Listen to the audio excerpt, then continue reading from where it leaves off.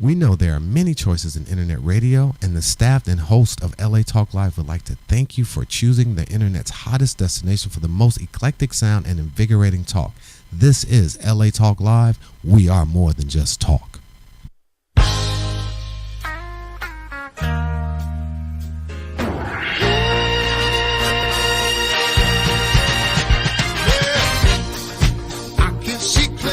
Hello and welcome to See It Clearly. My name is Michael Carson. I'm your host, and every week at 1 p.m. Pacific, you can listen to us talk about relationships, art, wealth, and health. And we're brought to you by FitInSeconds.com. So if you're having some trouble with your weight and you go to the gym a lot and you find that you spend a lot of money on fitness products and you're not getting the results, well, Fit in Seconds, created by myself, cracks the code on fitness. And what it does is when you're hungry, before your meal, you do these 90-second bursts of activity, and it simulates your hunter-gatherer metabolism, which makes it so you will be burning 1 to 3 ounces of fat every single meal. All you have to do is be hungry and have these workouts. So go to FitInSeconds.com and pick it up, and they are the sponsor for the show today. And I have some special guests today.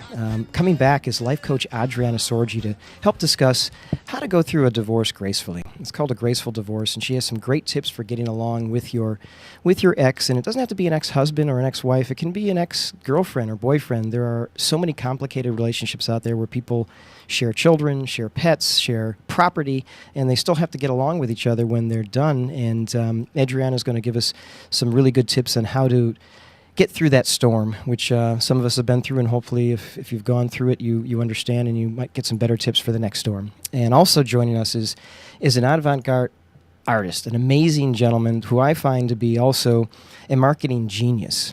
He's been in Los Angeles for a small time. He's originally from Oklahoma, but his name is David Phillips, and you may have seen his works all over on CBS News, at MoCA. They've been displayed at Carnegie Hall and galleries all throughout the United States, even creating things for Urban Outfitters that you may have seen, and in 17 magazine and in the Los Angeles Times. So this gentleman has been all over the place, and we're going to be getting a nice insight as to the art world and what's going on right now in some of his newer projects. But to start the show, we always talk about health and fitness, and I try to make it somewhat personalized. And last week I went to the dermatologist, which I go 4 times a year, and that's my recommendation to the people that watch the show. And I just had a little thing on my shoulder that nobody probably would have paid attention to. And I went to the doctor, and he said, "Oh, it's probably nothing. Let me just take a biopsy." And they took a biopsy and found out that once again I have basal cell cancer on this shoulder due to all of my sun exposure. You know, I'm a very young guy. I'm only 47 years old, but I did so much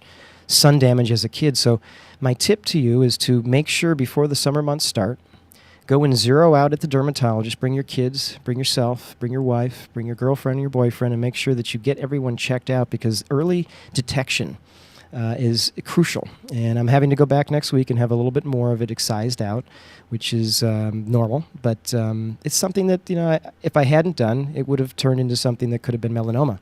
And melanoma, as you know, is the largest killer in the cancer world right now. And if we can prevent it, we want to prevent it.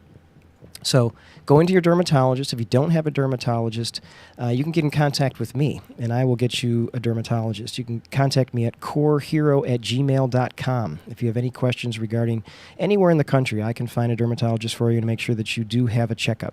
Okay? So we got that little bit done. Now I want to go to my guest. I want to introduce, once again, David Phillips. David, thank you so much for coming in today. Oh, no problem. I mean, many people might not know of you personally, but they may have seen your work. And I have to say, there's this one thing that I found out about how you introduced yourself to the Los Angeles art scene in Venice. You moved here from Oklahoma, and we'll get more into that and more into your past. But how you created art and placed it on the beach for people to discover, and then you did one other thing that had some very unique things that you had some drinking opportunities first to enjoy. Could you give me some insight as those art projects that you left on the beach? Yeah, sure. Those stemmed from reading about found object art and having books and books of sketches and just sitting around. And I think there's a natural thinking as an artist that when you sketch and you practice and you do all this, that one day those will be discovered and be worth like the paintings. And so I kind of wanted to tear down that notion and tear down personal ego and give them away rather than sell them. And kind of a clever way to do that was to put them in a bottle, and I put them in a bottle on the beach so they looked like a message in a bottle that had washed up, which they obviously weren't. And how many did you do? This was not like a nice. I did over 500. Right, up the coast, all up and down the coast of Southern California. Amazing. And I didn't put any sort of contact. I would sign them, but I didn't put contact information or anything like that. And people just sort of started talking, and a few blogs and the Venice newspaper put it in there, and then it became a thing. So people were going out in the mornings looking for them, and I would only do this, once a month, once every other week at the most. So people would walk up, and then they'd find one, and then it became sort of a thing. And then when it got to that point, I stopped it and figured this series had ran its course. It's amazing. Well, the quote that I saw that you said is that you were disrupting someone's monotony and giving someone a happening. Sure. And how interesting is it that, there are artists, for example, Picasso sold a piece yesterday that was close to $200 million. Broke the record, yeah. $179 million, something Yes. like that? Yeah. People would have looked at that piece and thought perhaps a child had drawn it. And Picasso himself said it took me my whole life to be able to draw like a child because he wanted to break the barriers of the planes. And it's just amazing that someone may have found a piece of art, an original, that cannot be duplicated from you, that 40, 50, 60 years from now could be worth millions of dollars. Well, hopefully, and that's part of it as well, too. Part of the art and part of the project is that they have to hang on to these things and, trust that either I'll get hit by a bus and the value will shoot up, or, the collectors will grow and grow and grow, and it will, have a real value later in life. Don't count on the bus. Let's count on longevity. That's maybe a drone in the future. Yeah. You get by a drone and chopped in pieces or something like that. But there's one other quote that I want to say that this leads to with regarding the collector, and this is a quote from you that says that the collector is the only means to longevity in an art career, and that you should appreciate your collectors as much as you appreciate your parents or the air that you breathe. Yeah, that's strictly from a working artist perspective, and I did say that, and actually got a few negative comments for that. And I guess what I was trying to illustrate was the importance of a collector. They're your client, and maintaining those relationships, and I guess introducing the business element to art, which a lot of artists don't like to talk about, and it's sort of a faux pas. But I don't see it hindering the creativity or cheapening the art or anything. I think it helps. I think it values the art more, actually. I do too. Because you care more about the person who's going to possess the art than just your possession of the art itself as the creator. And sure. I'm a trainer, and I work with a lot of people, and they're more important to me than the repetitions that I count and the weights that we lift and the movements that we do, because without them, I don't have a career. And I think that a lot of artists should listen to that statement and realize that, and this is, I'll put it out there. You're not saying this. I'm saying that some artists feel that, well, my art should speak for itself. It's beauty, and if you don't appreciate it, then you don't appreciate art. It's like, well, no, there's a marketing aspect to this that you've created. And there's a gentleman that just passed away. I'm not sure if you knew who Chris Burden was. Oh, absolutely. Yeah, you remind me a little bit of Chris Burden. I love his work. Love. And for the audience who didn't know who he was an amazingly talented artist. If you've been to Los Angeles, you've seen the urban lights at LACMA. That he created that, and that's something that I think is, people know that all over the world. They've seen that before. But in the 70s, because I watched some YouTube videos that you did, and you had some really cool presentations of how to present your art installations that were going to be coming up. But Chris Burden did the same thing, and in the 70s, he bought commercial time. And he did this with multiple different things that he created, both cinematography and video-wise. But one of the things he did, which I found was very interesting, is he had a commercial that he just repeated. He did it, I think it was for like 24 days, where he had the names, where was it? I have it right here. He put down Picasso and Kooning and Leonardo da Vinci, and then his name. And then he just repeated over and over the greatest artist in the world, and then his name. Yeah. And just so to sort of pattern it. But it was such a cool art thing that he did. Yeah. And do you remember in 1971 what he did with the shot? Yeah, the 22. The shoot, yeah. He had a friend shoot him in the arm. Right. And I believe that was a Vietnam protest piece.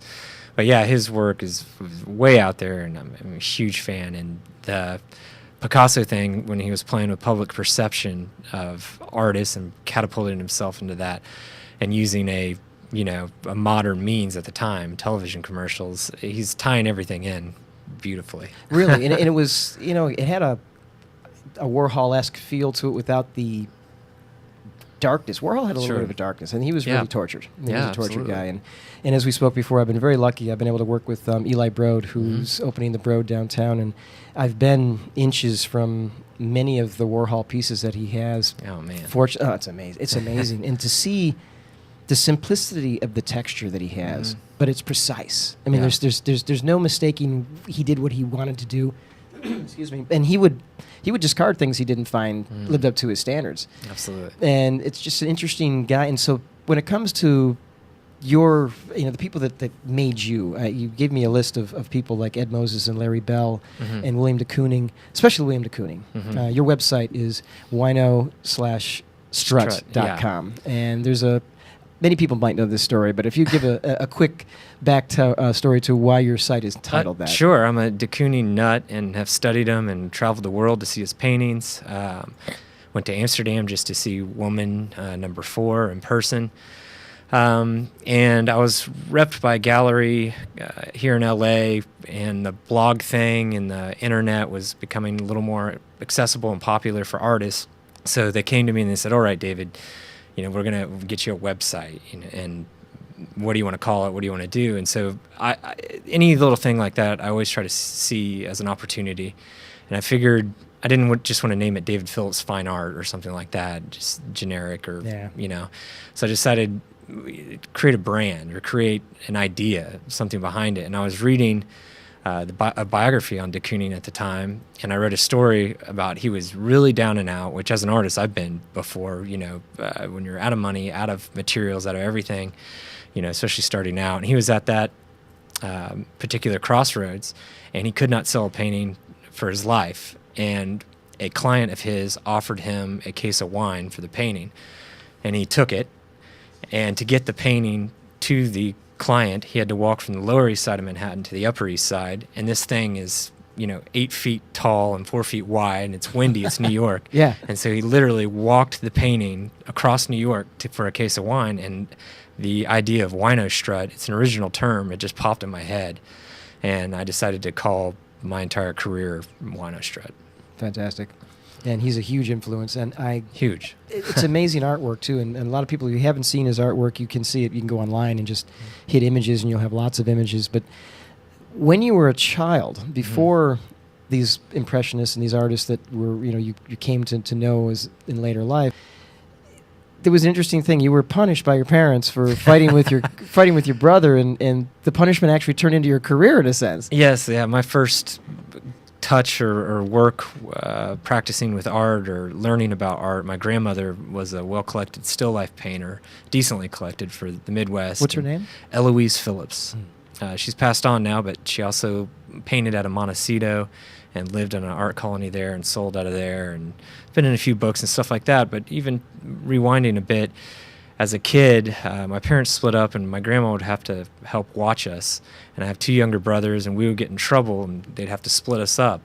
And my punishment would be her art studio.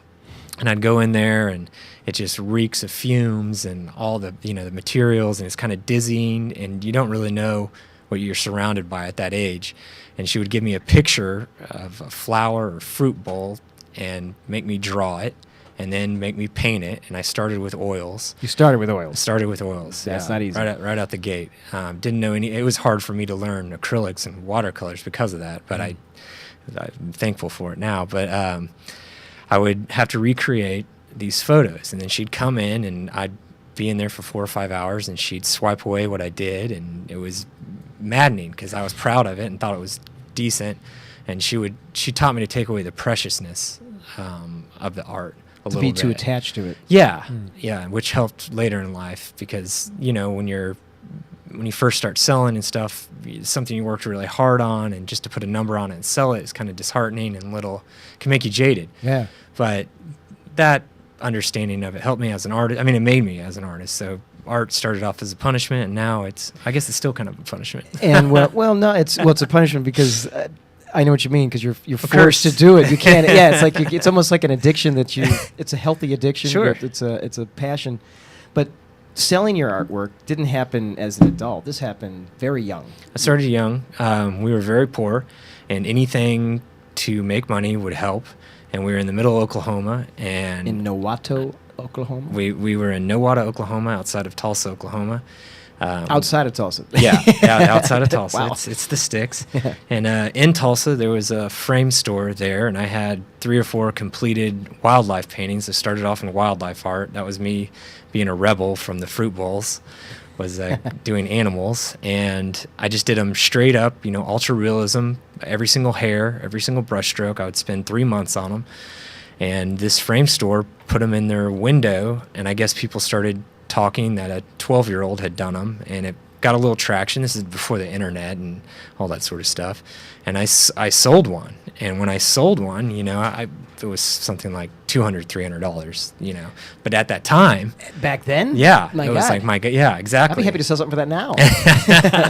Yeah, and I mean, in a poor environment and everything, and then it really got my wheels turning. Like, okay, this beats mowing yards. You're a tween. You're Yeah, 12 years old. yeah, I was a tween. But this also kind of thrust you, because you said your parents did split up when you were young, Mm-hmm. and this kind of puts you in the position of, I wouldn't say the father role, but the oldest son. You were making money, and the family needed it. Yeah, absolutely. This was a position it's an unusual position to be the Well, breadwinner. I raised my 2 younger brothers because of it, and had to help them with school, walk them to school, home from school, keep them, out of trouble, which was next to impossible, and So you had to be the responsible one. Absolutely, Yeah. absolutely, Does for that sure. suck? Well, it kept me out of a lot of trouble. I think I have a little bit of kind of personal isolation and like hermitness. I mean, I'm a workaholic, so I even had that bug back then. So I didn't mind it too much.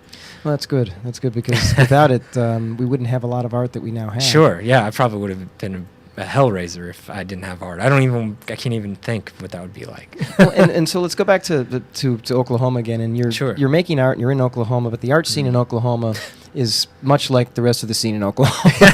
Yes. It's limited. Yes. And so you sought out coming to California. And did you come out here first and just sort of touch the ground to see if you wanted to be out, or did you just No. jump full feet? I jumped full feet in. I didn't know anyone. There was a guy I had attended college with who had an apartment who I didn't know that well, and I called him, and I believe I told him, I asked if I could stay on his couch, and I believe I said 3 or 4 days. In my head, I knew I was coming out here.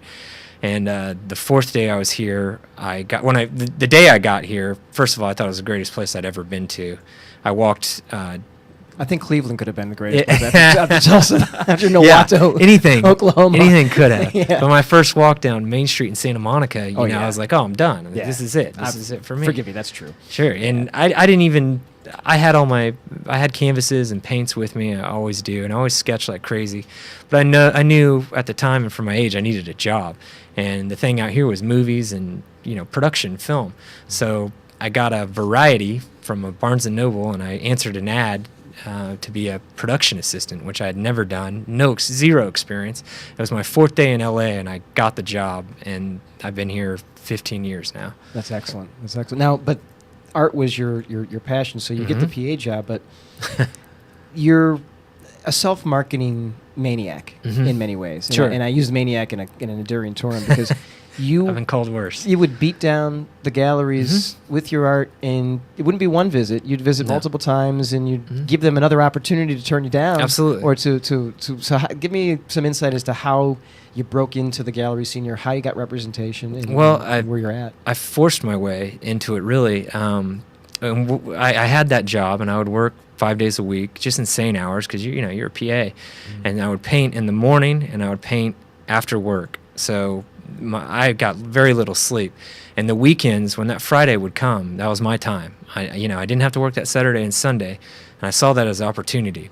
So I had a truck, and I would load it up with paintings, and I just started driving. I would just go to as many galleries as possible. I got, gallery listings, shows, whatever, and I would go to whoever would listen to me. If it was a receptionist, which a lot of times, 90% of the time it was, or if I got lucky and the owner was there, or the gallerist, or a curator, or someone from the news, I would walk in and I'd say, hey, I got some paintings outside.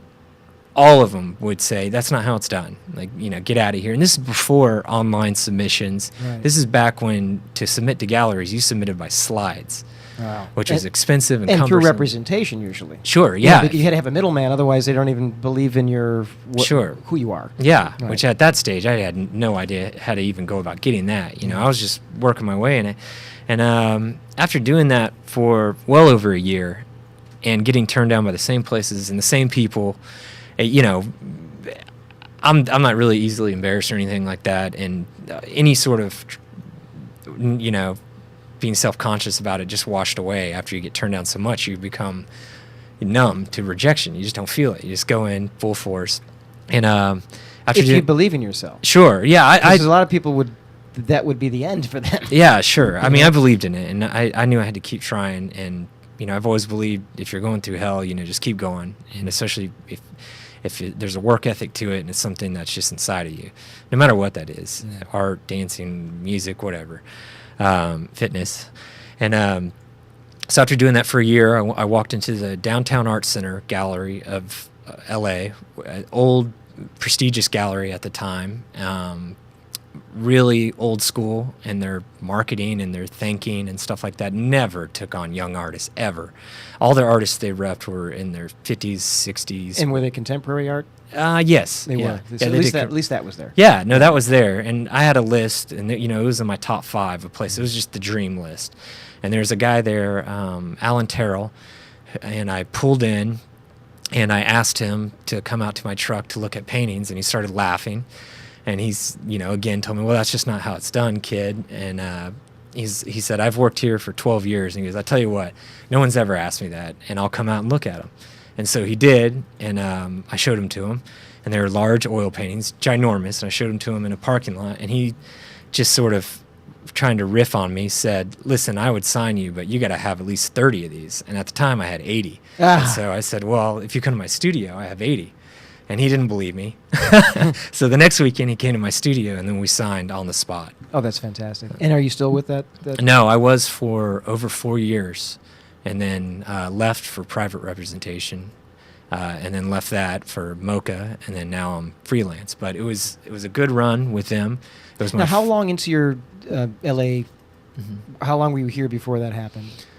Over 6 years. Okay, so just so you understand that this, the conversation we're having is very brief, but this hitting the doors and every Saturday and Sunday when you had the free time for yourself, not having to work, 6 years of persistence. Yes. Yeah, so if you're 2 years into your persistence right now and you're out there, or 3 years in, don't stop. Well, and that's not including the cafes, the coffee shops, the underground shows, the little You have stuff 50 like that. plus galleries around the United States that show your works, and they don't just pick them up themselves. You've had to make those introductions, and some of the representation that you've had, I'm sure, has helped, but Sure. it's coming from you. Absolutely, yeah. Absolutely. Especially in the beginning. So what do you have now? What is you have a new showing that's coming up? Yes. I'm showing right now in Dallas at a gallery called Cinq, and it's CINQ. They're new contemporary Dallas. They're great. And the Dallas scene is really taking off. The scene here in LA is really taking off as well too, and appreciation for LA artists is kind of becoming even with New York, and it was not the case, and it didn't deserve to be for a long time. No, New York always took the thunder. You know, they were closer to Europe. They were close. Yeah. They have the metropolitan feel. They have money there. Yeah. And then money dictates collectors when it Sure. comes down to it, and that's. Los Angeles, we do have a lot of collectors, but I still think East Coast, with the Yeah. Guggenheim and MoMA and all those. I mean, Well, when Peggy came over from Paris and they had to escape World War II, and she brought Dolly and all the surrealists with her, that was the inception of American abstract art, is right there. and right now, with all of the auctioning that's going on, it seems like Asia and Russia Yeah. are purchasing a lot of the very important pieces of art, and we might not get to see them. And so I'm kind of worried about what's going on with the art, with money right now. I mean, there's money that we're talking when a Picasso sells for $179 million. It's unbelievable. It really puts a lot of people out of the market to get them. And I don't know any Koonings that have sold lately, but I'm sure that there's nothing that's under 6 or 7 digits. Oh yeah, no, none of his, absolutely. No. Well, yeah, and that attests to their work and the scarcity of some of the works too, and that's the nature of the market right now. There's a huge boom for it right now, and irregardless of the economy or world economy or whether it be an American economy, art is sort of a luxury, so it stays It is a at that luxury, height. and it's like entertainment. Sure. Even though during a bad economy, entertainment seems to always survive because Absolutely. we need an outlet. We need Sure. to be outside of ourselves, Yeah. as it were. It's interesting, and I just think that when it comes to the new artists, that they have to understand that just because you're on the internet doesn't mean you're a star yet. It doesn't mean you have a show, and you have to be physically touching the people in many cases. And what you're doing now, you're doing a one-off print series, which is real interesting to me, because what we're just talking about, those pieces of art wouldn't be worth hundreds of millions of dollars if there were multiple forms of them. Yeah. And with printing in during the 1900s, people would make a draft or a proof, a printer's proof, and then they would make many copies from that.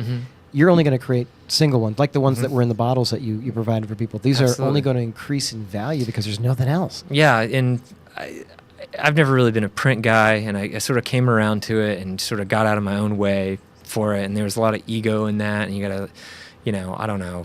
I just was never really, prints didn't really appeal to me. I'm more of a... It's a branding thing that's not what you're trying to brand as a I single I item. like originals, and I right. work enough to make enough originals, so therefore I don't need to make prints. But it's, it is an art form, of course, a highly skilled one and very difficult printmaking for sure.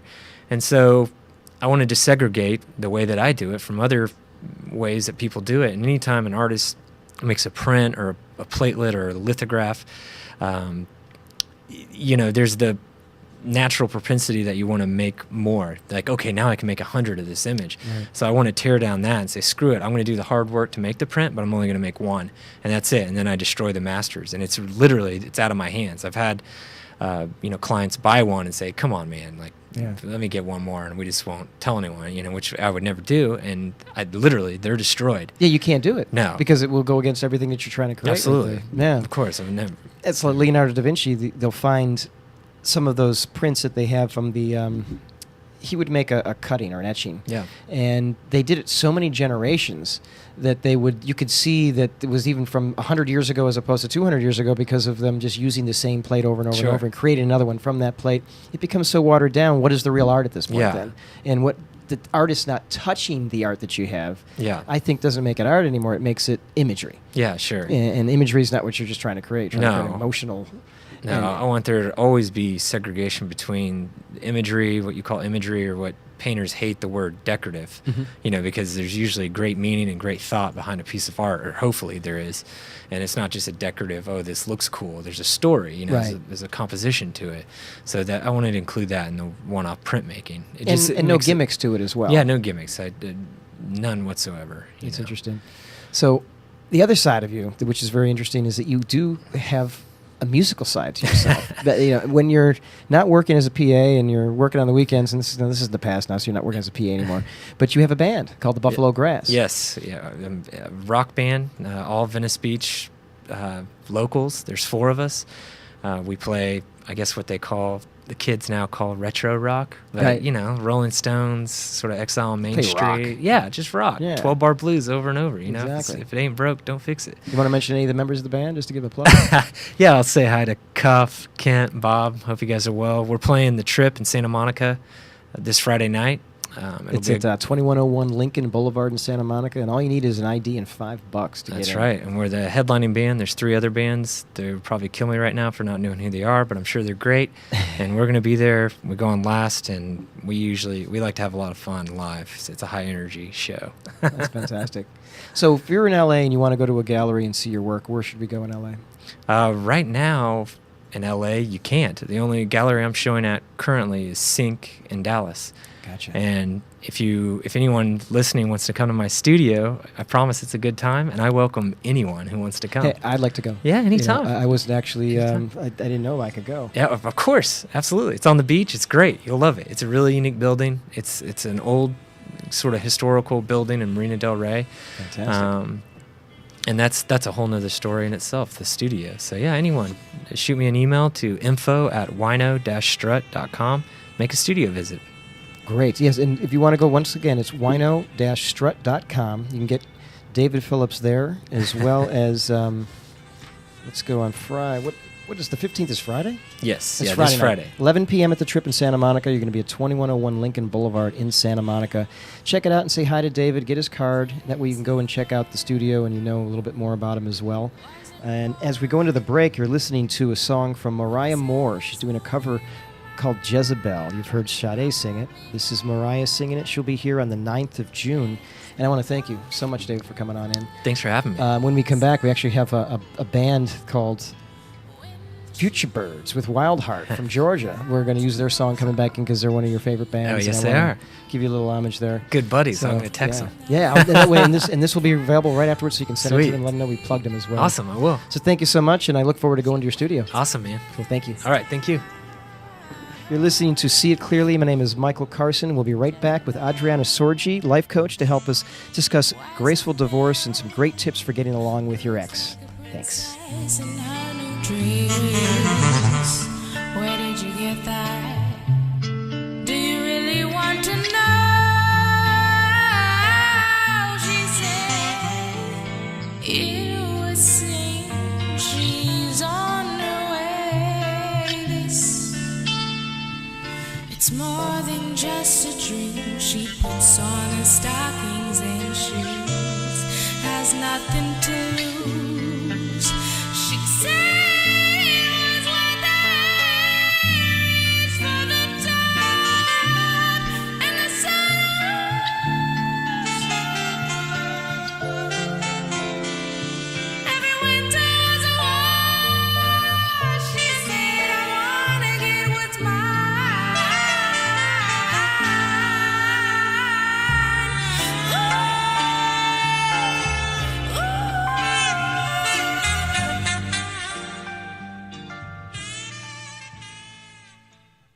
We know there are many choices in internet radio, and the staff and host of LA Talk Live would like to thank you for choosing the internet's hottest destination for the most eclectic sound and invigorating talk. This is LA Talk Live. We are more than just talk. Women now make up 37% of the workforce, changing their role forever. Harvard Medical School has now opened its doors to new female applicants. The first woman is now in space. The majority of last year's doctorate degrees were earned by women. We've come so far, but our news is changing for the worse. More women die from heart disease and stroke than men, even though it can be prevented. Make a change at GoRedForWomen.org today. Brought to you by the Ad Council and the American Heart Association's Go Red for Women. Hi, I'm Michael Carson, America's Fitness Coach. You've seen me on the cover of fitness magazines, on celebrity talk shows, and even on the Home Shopping Network.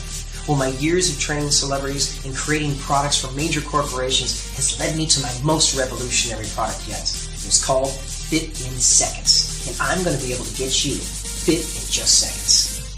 Fit in Seconds is a 90-second video workout routine you'll do 15 minutes before each meal. And you're going to receive these workouts weekly on your cell phone, tablet, and your computer to make sure that they're always with you. And these workouts maximize burning calories. You will not be able to store fat. You're going to be building lean muscle mass that burns calories far after your workouts as well. And the routines you get weekly are developed by me. I'm a master trainer, developing the physique that you want, beautifying your body, improving your posture, and making you look younger. I've been doing it for celebrities for years. Now it's time to do it for you. Hi, this is Dr. Levi, your fitness doctor, making a personal house call, inviting you to join me Wednesday at 10 a.m. Pacific for my all-new show, The Dr. Levi Show. Join us as we discuss fitness, health, and well-being, including emotional and spiritual health. So don't forget to tune in to The Dr. Levi Show every Wednesday at 10 a.m. Pacific, exclusively on latalklive.com and the Talk Live Broadcast Network. You can also catch us on iTunes, Radio R&B, or watch us on Ustream.tv, or catch us on the Live 365 network, and now on Radio Flag and Stitcher Radio. Reality radio handcrafted for your listening pleasure. This is LA Talk Live, and we are more than just talk. Hi, this is Elena, inviting you to join me every Wednesday at noon for Elena's Beauty Talk and more, exclusively on LA Talk Live.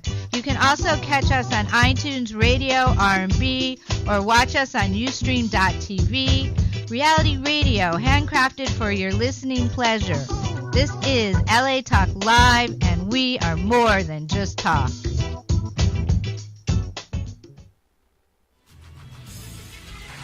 Hey, shout us out. What's the count? Tune in to WDC Radio with me, Ferran Dozier, your host, aka I Am WDC, on Wednesdays, 7 p.m. Pacific, 10 p.m. Eastern, as we cover aspects of sickle cell trait, interviews with doctors, nurses, caregivers, and those living with sickle cell.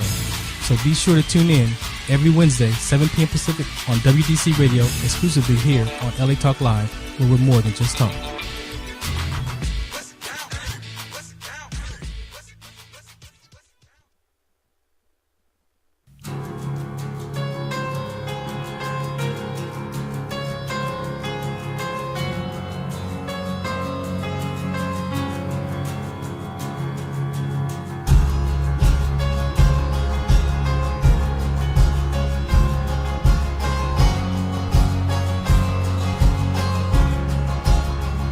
Hello and welcome back. I can't even talk. Welcome back to See It Clearly. This is Michael Carson. You just quickly are listening to Future Birds. It's called Wild Heart. They're out of Athens, Georgia, and they're one of David Phillips' most favorite bands. I want to make sure that we said goodbye to David with one of his favorite bands. So there they are.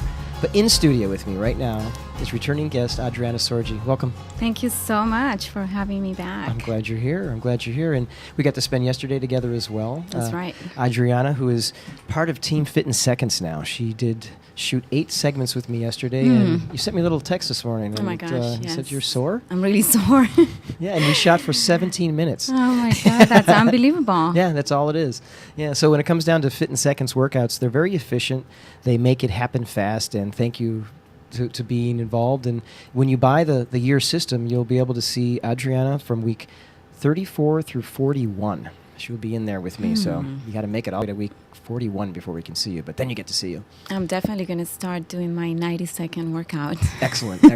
And it's fitinseconds.com if you want to go there. But if you want to see Adriana, you want to go to Adriana Sorgi, SORGI.com. And she is a life coach, and we've had some insight before, and I'm going to ask for a little bit more from you. It was Mother's Day this weekend. Yes. And your mom is in Colombia? Or she's here. She's here? Did you spend time with her? Did you get to see her? Not really. No, I wasn't able to spend time with her. Yeah, I wasn't spending time with my mom either. She's in the East Coast. But I did have a conversation with her and got in an argument.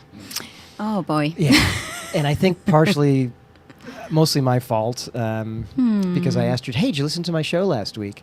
And, your mom tells you, I miss you, I want you to come home, I don't see you all the time. And I have a radio show, but she didn't listen to it. So I got a little upset that she didn't listen to it because it's available all the time. And Mom, I love you, I'm sorry, I shouldn't be so selfish and to expect that you take, your day and listen to me. But what do you do to keep connected with your mom when you're going through these relationship issues as well? Because I know that for me, it's embarrassing to tell my mom I'm going through some troubles. I'm going through struggles. I'm having not a good time when it comes to relationships. Financially, I can talk about it all the time, but when it comes to that, how'd you do that? How did you maintain your relationship with the ones that are close to you when you're going through something so tough on you? Good question. Especially, if you ask me about my mom, I don't really have that kind of relationship with my mom where I tell her about my challenges and the things that I'm going through in my own life. I don't really share those kind of things with her. Does she ask? Not that much. Okay, so it's don't ask, don't tell? I'm okay with that. Okay. I have come to terms with that where, it used to really affect me. Now I don't take it personally, and I understand. I see her from a place of compassion, and she's doing the best she knows how to do, and that's fine with me. Yeah, I could take that as advice because sometimes I'm not as compassionate. I expect my mom to pay attention sometimes to me, and when she's got her whole life going on over there, and it's not like they're just sitting there waiting for me to call or wait for me to show up on TV or on the radio. Yeah. And for your mom, I'm sure she's not just waiting for you to call her and ask her to lunch, and no, she has her life going on. Yes. So, and I want to be closer with my mom. So I'm starting this year. I have 363 more days that meant before Mother's Day next year to be a better son and not make so much expectations on my mom. Yes, because when we have very high expectations, we set ourselves up for failure. Yeah. You know, that's when we get disappointed if we don't get things, you know, the way that we expect them to be. And the best way is to just look at them, you know, and see that they're doing the best they know how to do. Right. Based on their own level of consciousness. Yeah. Because I will admit that I sometimes won't talk to my mom until there's good news. Yeah. So she knows if I'm not talking to her, there's probably something going on that I don't want to discuss. But getting to things that happen in life that we don't discuss with our families a lot, but we have to deal with internally, getting divorced and going through divorce gracefully is, I wouldn't say it's an art, but it's definitely a discipline. Mm-hmm. And I know that's something that you focus on your website to offer your clients is a way to make it through this change in your relationship with your former spouse to be, and you may have children, you may have pets and property that you own together, and you have to continue to have a relationship, but it's not the same one. So going through divorce gracefully, take me through the steps as to, if I were coming to you and crying and don't know where to go and lost, where do I start? Look, the first thing that I tell my clients is to really get clear about where they are at in their own lives. I help them open their awareness so that they can see what are the patterns that are really standing in the way for them to achieve freedom. What are the limitations? Why? You're not talking financial, you're talking emotional. No, I'm talking about, emotionally. We don't get into the finance part of it because that's the attorney, whoever they're seeing for that. You know, I help them to go through their inner process. How are they relating to themselves while they are going through this painful experience? And what if they are not the one that wants the divorce? Let's say that they want to stay together. They don't. How do you help them accept that being apart is probably the right answer because you can't. What do you do when someone says, I don't want to be divorced? Right. When we come to that place where neither one of us, my husband and I, are not growing, are not stepping into a greater level of growth within the marriage and within ourselves, it's better to part ways. It's better to be in acceptance that, okay, maybe our relationship came to an end. We served each other the best way we could. Now it's time to go in different paths. And we do it for our own sake and for our children's sake. And we need to accept it. Because I'm from a family of divorce, and there's definitely for me a communication issue that I may have, a resentment issue that might be deep ingrained that I don't realize, because they got divorced in 1981, 80. I mean, there wasn't a lot of information about how to get divorced other than you owe me money and who's going with who. Because I have a sister as well. But how do you help the kids to not bear the, I won't say anger, but the confusion and because they can sense anything that's going on with you. They can pick up on your energy. That's exactly. That's why it's so important to stay centered, to stay grounded, to have clarity. Where am I going? What do I want? What did I learn from this experience? And how can I make the best out of it? How can I just take it as a great opportunity for me to step into a greater level of growth, to be the best version of myself, so that I can pass that on to my children, so that they pick up on that in a positive way, that getting divorced is not a bad thing. It's just our relationship came to an end, and now we move on in separate paths, but we still love each other. We still are the parents of these children. We still have a big responsibility in raising these children. Right. And how do you make it so you don't make it so you're so selfish that the kids don't get affected? Because a lot of times people, they get swallowed up in the sorrow and the fact that my life is not going to be what it is, and then they get more about themselves and less about the kids. You have to acknowledge your feelings. If you're sad, obviously you got to grieve your divorce. But the first step to healing is feeling. If you don't acknowledge your feelings... The first step to healing is feeling. Right. If you don't acknowledge your feelings, they're going to bottle up inside you. And that's when the issues just, we keep just building up and building up and building up, and we're not really healing anything. We repeat the same story all over again. And that's exactly when, we come out of a divorce and we attract the same situation again. We attract the same kind of person. If we don't do the work. If we don't do the inner work. Yeah. So the inner work is essential to anything else. Absolutely. It's foundation one. You can't build a house without the foundation. And that is the first thing. That is the first step. And so I wake up today, I've had my session with you, and what is my my morning goal for my focus for the day? What do I do? What tell me what I should do. You know, I think reframing our beliefs is really the first step. What do I believe about myself? What are my beliefs about marriage? What are my beliefs about divorce? What are my beliefs about life, career? You know, we have so many beliefs that are not really in alignment with who we are. And we often don't even address our own beliefs in that frame. You know, we don't even think about, well, what do I believe in all these different positions? No. So what I do with my clients is that we write them down. What are your beliefs about marriage? What are your beliefs about divorce? And then we go one by one. Do you still believe that? Are you choosing to keep believing this? Is this helping you to move forward? Not so much. How do you want to reframe it? How do you want to update that belief? So we recreate their belief system. Yeah, because a lot of times you've been knocked down. And when you're at the end of a relationship that may be failing, you feel less than who you are. So you do have to build and realize who you are. And that the inner work is to create that person that you were when you came into the relationship, not the one that's crumbled from the relationship not working. And relationships are just like little assignments. You know, they're assignments. They're opportunities for growth, for learning more about ourselves, for learning more about who we are. And not even just marriages, every relationship. Every relationship with a girlfriend, with a partner, with our children. They're all for learning and growth. Yeah, and you've learned a lot from your kids, I'm sure. It's one of those things where you go, I think you've probably learned how to be, and for me, just having this little dog, less selfish about my time. You know, I realize that there are, as much as I have my own needs, when someone else's needs are met, don't you feel an accomplishment when you're able to make your kid's day great? And at the end of the day, you've known that I've made it through your divorce. Your kids are healthy and communicative. And this is a great role model for the other women that you're helping, because just to get to that point, I see a lot of people that just can't get out of the dark part of, they're just bitter.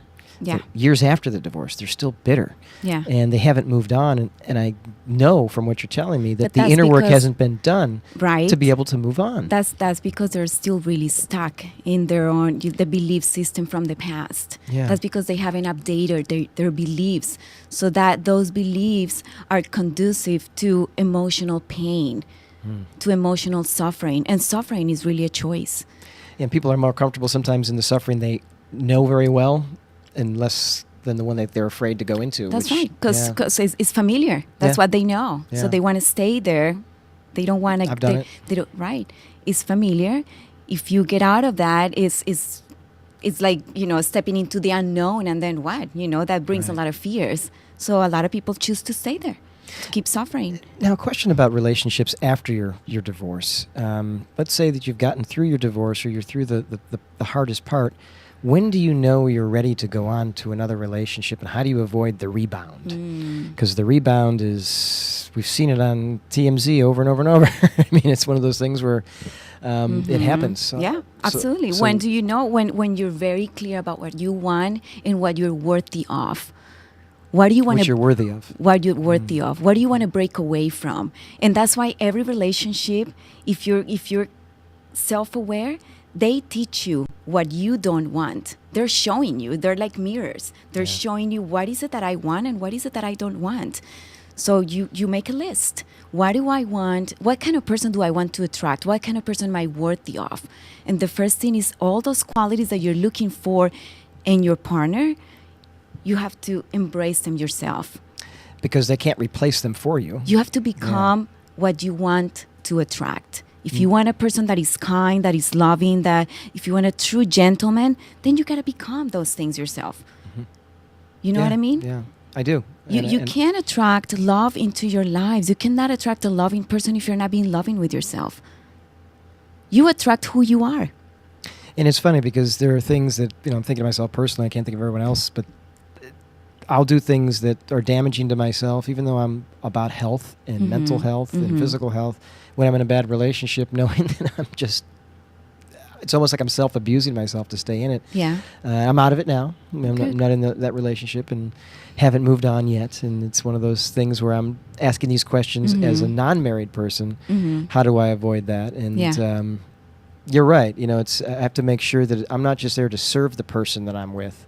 I want us to be in a partnership. And I found that I serve people's lives by helping them or doing something. And that's from my childhood that I brought into the relationship. And that's from my parents' divorce. So I'm sort of taking on a generational thing that they didn't even try and create in me.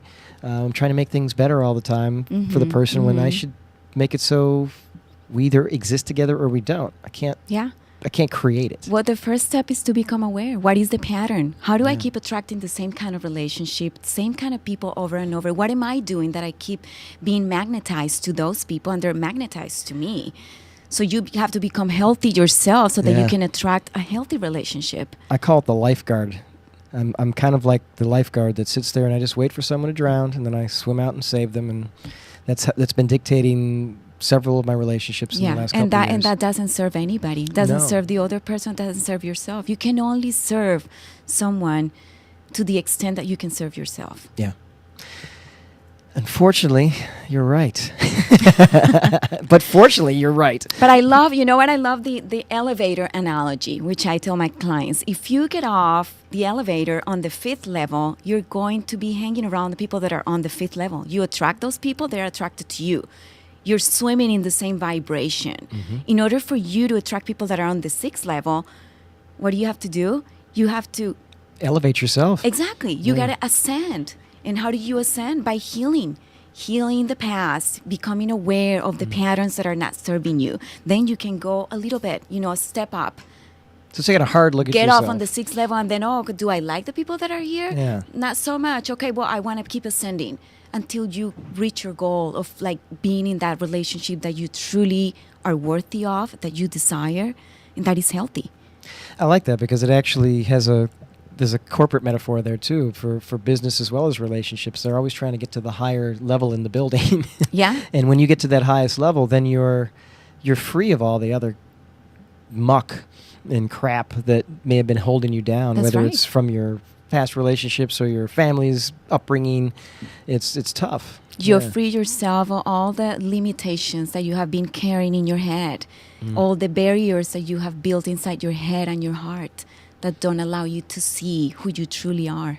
So we're now divorced, and we are in a new life, but because we have shared kids and we have shared properties and pets and shared lives, just because the children are enough to have a shared life, there are tips that you give to get along with your ex-husband, your ex. Not everyone gets married even when they have children anymore, so there's even more levels of permeation. Yeah. But one of them, you've given me number 1, which is to do your inner work. Yeah. And the number 2 is to set healthy boundaries for yourself, Yes. which I think we've described a little bit.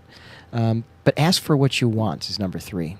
And when you say ask for what you want, it's not just from inside yourself. It's from the world and from the next person that you're with. You need to, and you're going to tell me this, you need to ask those questions you didn't ask the first relationship that you ended up with the wrong answers. Yes.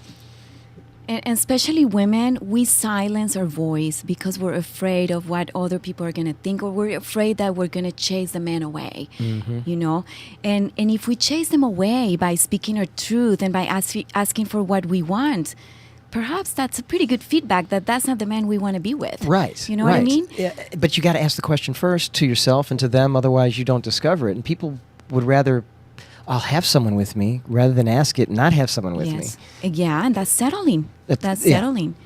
That's not acknowledging what we truly want. No, and that's the next one. That's number 4, which is to acknowledge them, him or her. Yeah, with my ex-husband, I all the time, I can't control what he does. I can't control the way he's going to speak to me or to the children, but I can certainly control the way that I'm going to relate to him, the way that I react.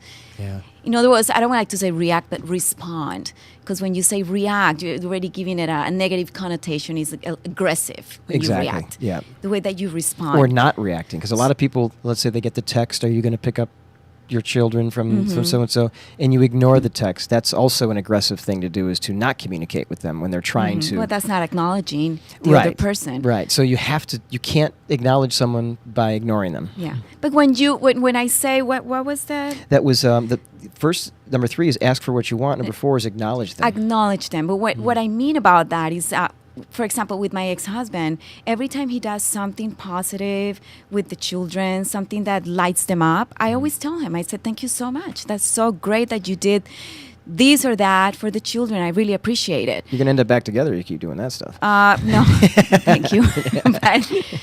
but we have a better relationship because I praise Healthier. him. I acknowledge him. I praise him, so he feels good about himself, and that makes him into a better. He feels more motivated to be a better father. Well, it sounds silly, but it's Pavlovian in a way. Pavlov was a guy who did these tests, and when rats would push a button, they were given food each time, and so you're basically giving him a treat every time he does something good, and two things happen. He's doing something good, and he's getting to feel good about it. Right. Yeah, which a lot of times I've seen in marriages where someone will do something good, and they're jealous that the spouse made their children happy and did something that they couldn't or didn't do themselves. So it's very important to acknowledge what they've done and who they're being, especially when it's a positive It's positive the same. thing. Same with adults and children. The more positive reinforcement you get, the better you want to perform. Right. Right? Yeah. You Oh, feel absolutely. good about yourself. You want to do better because you're seeing the results. Oh yeah, yeah, So- and I think that Tom Brady, maybe that's why he did this thing with the deflating of the balls. He loved all that praise, didn't want to lose. Yeah. So now we got those guys in sports as well, cheating and lying so they can be praised. Exactly. It's terrible. It permeates everything. But it works out. Now here's another one that's very important, and I've even heard this, unfortunately, myself. You should never talk badly about your ex to Never. your children. Never. And I've heard it in front of me. I'm not even the family member talking poorly about the ex who's not in the room. Mm-hmm. It's damaging It's very damaging. to their future relationships and the current one. So It doesn't serve anybody, especially the children. The children are a part of us. They're a part of their father. If you're talking bad about your ex-husband, you're talking bad about your children. yeah, It is, and it's- about yourself, because you did choose to be with them as well at one point. Absolutely. It's simple. So why would you reinforce the negative? When my children come up to me and tell me something that their father did that is not appropriate or that I wouldn't approve of, or that I would have my own opinions about it, I always tell my kids, look, he's doing the best he knows how to do. I really can't control what your father does. But when you talk to him, it's a different voice. If you didn't like it, you need to talk to your father about it. And so that is, I encourage my children also to stand up for themselves, to speak up, to ask for what they want. Now, like for me, my father was scarier than many to say those things to sometimes. So it's not always that easy for the children to go to the dad and challenge him.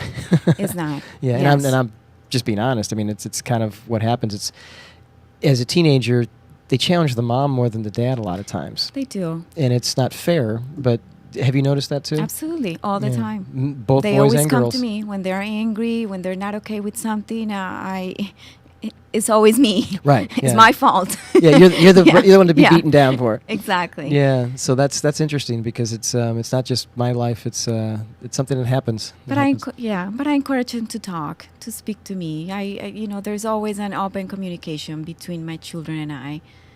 Now, this is a question that you don't have to answer if you don't want to, but when it comes to marriage and the fact that you have been married, would you get married again? Absolutely. Oh, good. Yeah. Good. So I believe you in believe marriage. in the sanctity of marriage, because I do. Yes, I do. And I believe that it's more important that people are getting married, and even same-sex marriages, I think they should and need to happen more often, so people are coupling up and being and warming and loving each other through life. I think that when you don't let a same-sex couple marry, and their divorce is the same as our divorce, there's pain involved, and they have property, and they have kids often, we're limiting relations. So, I mean, have you had any clients that are same-sex marriage divorces? No. Not yet? Not No. yet. I haven't heard a lot of same-sex divorces. I wonder if that's legal. Maybe it's only legal to get married if you're same. You can't. It's illegal to be divorced if you're same-sex, I guess. Yeah. No, I doubt that. I just recently started. It wouldn't be a law they could pass. You're forced to stay together. Yeah, no, it is my intention to be in a loving, conscious relationship with a man that wants to grow, that wants to get to the next level of growth with me. Or may be there. Or what? Might already be there at that level of growth, and you Yeah, might be able or to that join might them be there. there, Yeah, and that's exactly. because I'm hoping to find But we someone. never stop growing. No. There's No. always something I to hope learn. not. Well, God, This one Oh, fast. wow. That was fast. AdrianaSorgi.com is where we can reach you to get more Yes. information about this and body transformations and mental transformations. And the body transformation will happen at fitinseconds.com if you want to join Adriana and I. But definitely you'll see AdrianaSorgi.com. You'll be able to check out what's going on her blog site that's on there as well. And you will be back with us, I hope, in the next couple of months because you're going to be finishing your Inner Goddess. Yeah, and I'm starting a new one, so. Good, so we'll have to have you back and find out how the first one went, and we'll profile for the second one. Beautiful. Great. And closing the show out today, you're hearing Mariah Moore, Forever Love. You can pick this up on iTunes. She's going to be live on the show on June 9th. But next week, we have what I would have to call a reality special. We have Alex Otero, who is an internet entrepreneur, and his children, his 3 children, Mark, Gypsy, and Giovanni, are here in LA. They've all moved here to become celebrity stars. They're actors and singers and models, and we didn't get to see the Jacksons before they became the Jacksons, or the Osmonds before they became the Osmonds, or the Kardashians before they well, we didn't really need to see the Kardashians besides that naked thing. They didn't really have a lot of talents, but now we can see this family, the Otero family. And the kids, their mom was a child star in Latin TV, and their grandfather was a Latin recording artist. So they have generations of talent, and they're going to be here next week. I hope you join us. And you're listening to See It Clearly every week, 1 p.m. Pacific. I'm your host, Michael Carson. It's brought to you today by Fit in Seconds. Go to fitinseconds.com, and with every meal, you can lose fat and reshape your body. Thanks again for joining us, and we'll see you next week. Thank you, Adriana. Thank you, Michael. Connect with you. You feel so uncomfortable because you feel you're not connected to yourself.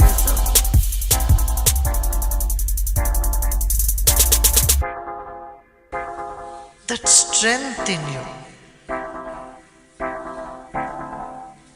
will make people understand you better. Love her like it was the last time or the first. Love her like it was the last time or the first.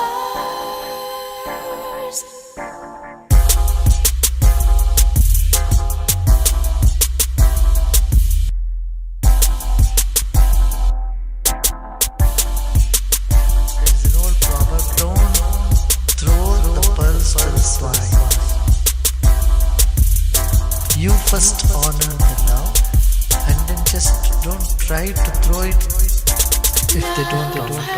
Like it was